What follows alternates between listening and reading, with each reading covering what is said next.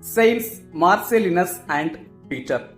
ரெண்டு பேரும் நெருங்கிய நண்பர்கள்.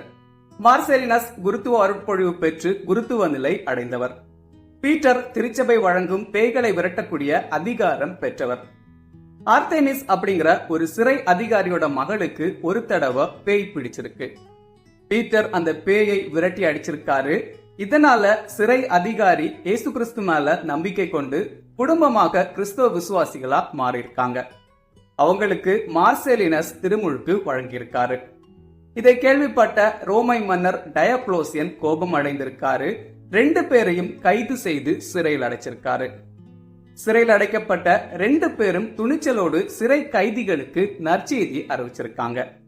இதனால ஏராளமான சிறை கைதிகள் கிறிஸ்தவ விசுவாசிகளா மாறியிருக்காங்க. இதை கேள்விப்பட்ட மன்னர் மேலும் கோபம் அடைந்திருக்காரு. ஒரு நாள் இரவோடு இரவாக ரெண்டு பேரையும் ஒரு காட்டுக்குள்ள இழுத்துட்டு போயிருக்காங்க. காட்டுக்குள்ள போனதுக்கு பிறகு ரெண்டு பேரையும் வச்சு அவங்களுக்கான கல்லறையை தோண்ட வச்சிருக்காங்க. கல்லறை தோண்டி முடிச்சதுக்கு பிறகு மன்னர் இவங்களுடைய தலையை வெட்டி ரெண்டு பேரையும் அந்த கல்லறைக்குள்ள போட்டிருக்காரு.